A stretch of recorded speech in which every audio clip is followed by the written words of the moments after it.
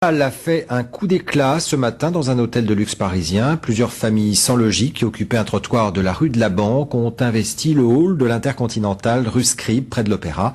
Elles ont été délogées peu après. Éric Verret avec Pierre-Julien Kers. Froid dehors, chaud dedans et pas n'importe où. Les familles sans logis de la rue de la Banque ont décidé d'occuper l'un des hôtels les plus luxueux du quartier Opéra. Dans le grand salon de réception, l'association Droit au logement en appelle au pouvoir public pour que ces familles puissent enfin bénéficier d'un toit digne de ce nom. Et cette occupation symbolique n'est surtout pas le fruit du hasard. Tu es déjà venu ici dans cet hôtel? Non, je suis jamais venu. Et dans un hôtel aussi luxueux? Jamais, c'est la première fois.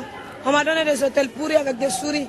Mais si on me propose des hôtels comme ça, même si je fais 10 ans, ça ne me dérange pas. On est au chaud, on est là où les gens doivent vivre. Ici, c'est les gens qui doivent vivre ici.